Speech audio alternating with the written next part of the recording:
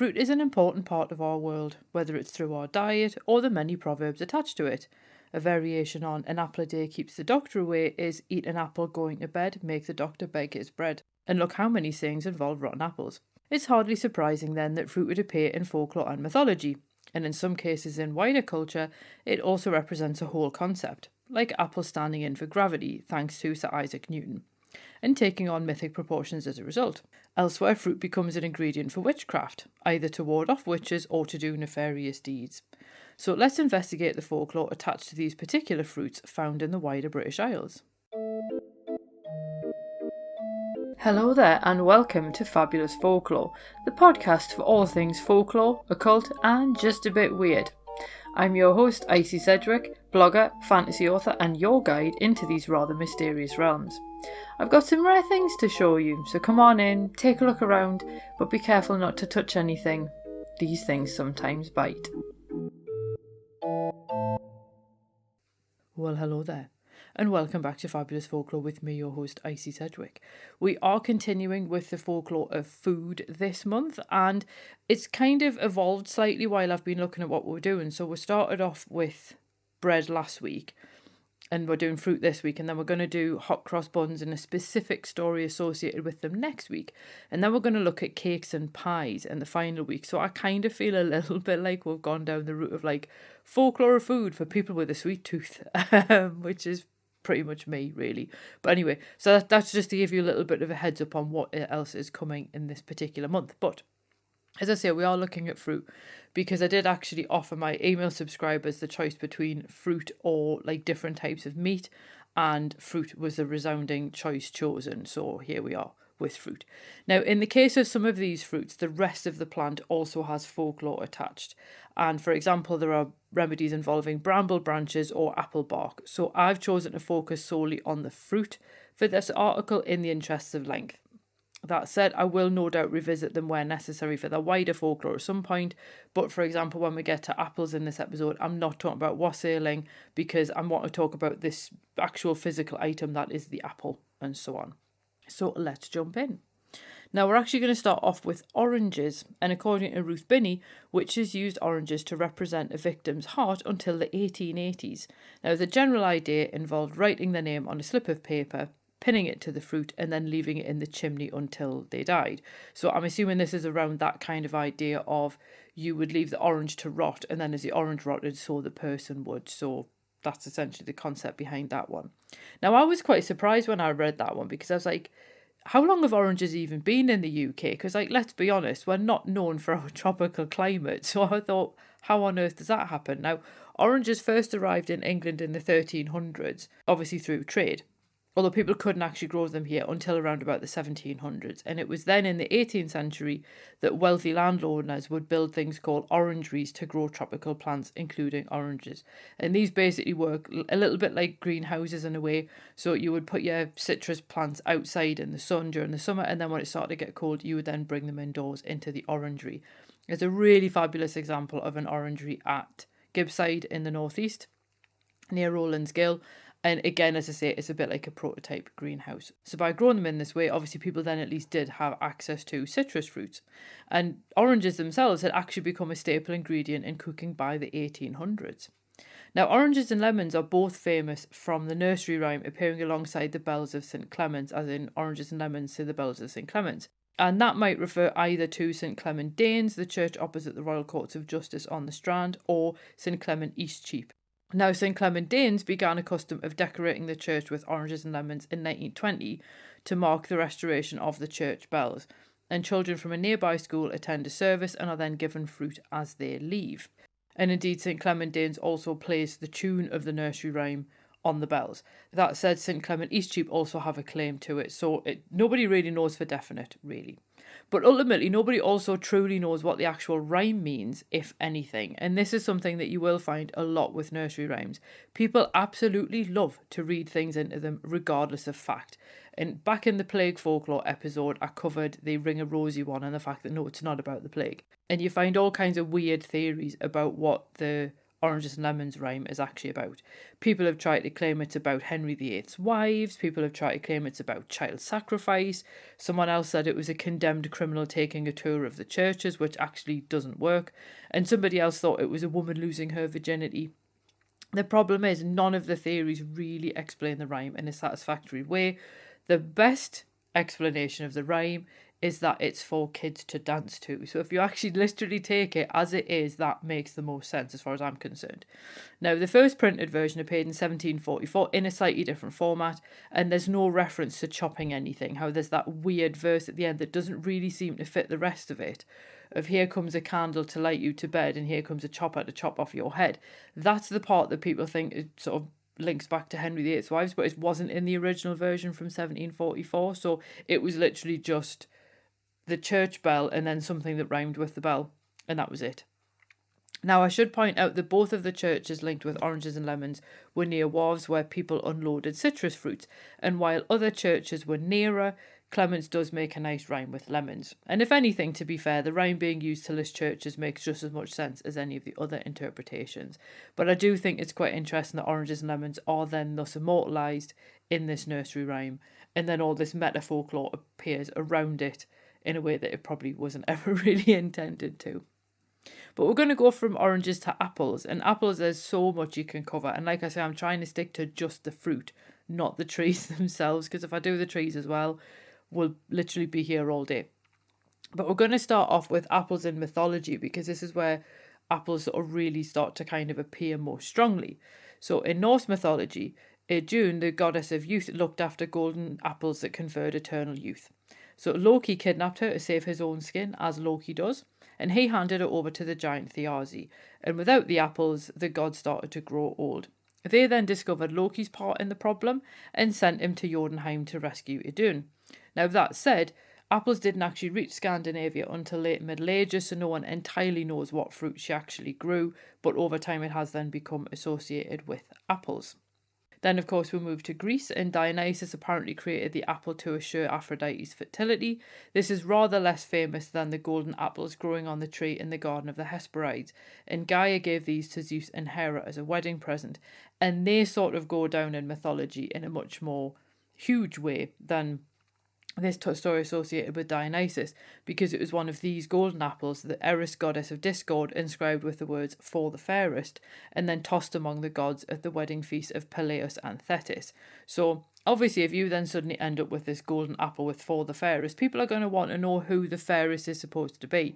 And Aphrodite, Athena and Hera all claimed the apple for themselves, and Zeus refused to choose between them. And you can sort of see why he would do this, because Hera's his wife and sister, it should be noted. Athena's his favourite daughter, and Aphrodite's literally the goddess of love and beauty. And according to some versions of the family tree, he's aunt. So it would be quite difficult to try and figure out who to give it to. So he decides he's just not going to bother and abdicates responsibility to Paris, Prince of Troy. Each of the goddesses then offered Paris a bribe, and Paris eventually chose Helen, the most beautiful woman on earth, offered by Aphrodite. And his quest to abduct her led to the Trojan War, all for a golden apple. Now, I did also see somewhere that someone pointed out that we also associate the apple with the Garden of Eden and so on in the Bible, although there were a couple of people who said that it's never actually referred to as an apple, and there's actually more evidence to suggest it would have been a fig, which I thought was quite interesting. But apples do appear in various forms of remedies, and there was a wart removal remedy involving apples, where you cut an apple in half and you rub the pieces on the wart, and then you would put the apple back together, bind it with string and bury it. The general idea behind it was that the warts would disappear as the apple rotted. Now, surprisingly, this particular remedy lives on in the modern remedy, and I'm saying that in air quotes, of soaking warts in apple cider vinegar. Now, there's no scientific evidence to say that that actually works, although anecdotally some people do report success with it. We should remember, of course, that warts are caused by viruses, so I'm not 100% sure how vinegar would necessarily help, but there we go. There are also a couple of sayings and sort of omens associated with apples as well, in that if the sun shines through an apple tree on Christmas Day, it means you'll have a good apple harvest in the following year. If an apple remained on a tree after winter, it meant that death was imminent. And meanwhile, if the apple harvest was good, people believed it was also a good year for women to bear twins. And all of these kind of sayings tie into perhaps the more obvious association with apples with divination. And they're probably most associated with divination at Halloween, because you could peel an apple in an unbroken strip, throw that over your shoulder, and it should form the initial of your next lover. Now, an alternative to this sees the woman hang the unbroken peel on a nail behind the door, and the person she would marry would have the same initials as the first man who entered the house. If you had several lovers to choose from, you would assign a different person to a different apple pip, and then you would throw them into the fire saying, "If you love me, pop and fly. If you hate me, lay and die." And then that would tell you which lovers to keep. So any apple pips that just kind of like lay there and burned and didn't like jump about a bit, those ones are ones you just shouldn't waste your time with. Now, if you don't have any lovers and you're wondering where one might come from, you would squeeze an apple pip between your finger and thumb. And you would say, "Colonel, come Colonel, hop over my thumb, and tell me which way my true love will come. East, west, north or south, Colonel, jump into my true love's mouth." And then you'd sort of shoot the pip out from between your finger and thumb and then watch to see where it went. You could also press apple pips to your cheek or forehead, and whichever one stuck meant those people loved you, while the ones that fell off had no regard for you. That kind of divination you can actually use for quite a lot of things. So if you've got a decision to make between several things of whatever ilk it might be, like say you're trying to choose between like 3 places to go or whatever, you can do the same thing. So assign a different pip to each thing and see which one falls off first and which ones stay. There is a slightly easier option to find out the initial of the person you're going to marry rather than trying to peel an apple in an unbroken strip, because that's hard. But the easier option is to recite the alphabet while you twist the apple stalk and basically note the letter that you reach when the stalk finally comes off, and that's the initial that your lover will have. If you then want to know the initial of his surname, you then recite the alphabet again while tapping the apple with the now removed stalk. And the letter that you reach when the stalk pierces the skin will be the initial of his surname. So I thought that they were quite interesting how strongly apples had become associated with divination and things like that. And I suppose it's probably because apples are easy enough to grow in the British Isles. They were quite common, easy enough to come by. You can sort of see why people, would use them. And in some cases as well, even if the apples had gone off, you could still use the apple pips for things as well. But we're going to move from apples to pomegranates. And this fruit is perhaps most famous from its appearance in the legend of Persephone and Hades, in which Hades gives Persephone a pomegranate to eat after abducting her at the underworld. So because she's eaten something from the underworld while she's there, then obviously she's doomed to stay there. But the number of seeds that she ate dictated the number of months she's condemned to spend in the underworld every year. And her absence every year while she's queen of the underworld apparently explains autumn and winter, while her mother Demeter mourns her. Should point out, of course, that we do have to bear in mind that the seasons would be ever so slightly different in Greece at that time for when you would grow things and when you wouldn't. So it doesn't necessarily map as easily as you might think. But this particular legend does perhaps explain the association between pomegranates and fertility, although other people think that's just simply due to the many seeds of the fruit. So people would carry the pomegranate in an effort to ensure fertility. Now, according to Christina Oakley Harrington, Londoners in the 17th century also carried bits of pomegranates with them to ward off witchcraft. So I suppose you could carry it and get a bit of a 2-for-1 in that case. Of course, it's not the only fruit associated with fertility. People also considered figs an aphrodisiac, which would possibly tie back into that idea of that being the forbidden fruit, not apples. And brides would eat quinces on their wedding night to help ensure that they'd easily fall pregnant. And then I wanted to move on to blackberries, and the most famous folklore associated with blackberries comes in the form of a date. You're not to eat the fruit after Michaelmas or 29th of September, because according to folklore, this was the day on which Lucifer was cast from heaven by St. Michael, hence Michaelmas, and landed in a blackberry patch. He spat on the bramble out of annoyance, and thus the berry should be considered off limits after the date. Now, variations do occur with those in the north saying that the devil passed his cloven hooves over the fruit at Michaelmas, and then elsewhere people say that he dragged his tail over them. Whatever the devil does to the blackberries, the fruit isn't safe for consumption after this point anyway, because that's when the fruit starts to deteriorate. So as ever, folklore provides a way to encourage people to avoid something that will cause harm, even if the reason isn't actually the one given. And I sort of feel like you're more likely to avoid eating blackberries because you think the devil might have spat on them than you are because somebody says, oh, by the way, they're not good for you. So I think that, folklore does that kind of thing quite often.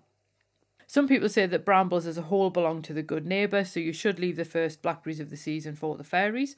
Others in Ireland and Cornwall say that the strawberry is the favourite fruit of fairies, so the first strawberry becomes an offering to the fairies for a good harvest. Now, the strawberry was actually unheard of before 1300 in Northern Europe, which perhaps explains its relative absence within folklore compared to blackberries, and that could also explain the disparity between why you would have strawberries in some places and blackberries in others. So that brings us to the end of this episode on the folklore of fruit. And like I say, that obviously is other fruit available as well, but I wanted to sort of stick to what was at least available in the British Isles, because that's where I am. But also fruit that you'd come across like really regularly. Obviously, there's also things like bananas and so on as well, but I didn't actually find anything on fruit like that in my books.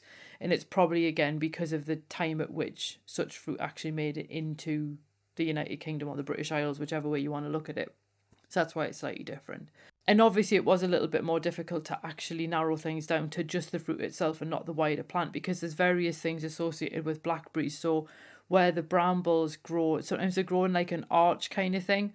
So people used to pass children underneath them to cure them of various ailments and so on. And I thought, well, that's interesting, but it's not actually related to the fruit. It's more the wider plant. And I just wanted to look at the fruit itself. So I hope that you found that interesting in some way. If there are any sayings or beliefs or whatever that you know associated with any of this fruit, then please do feel free to let me know.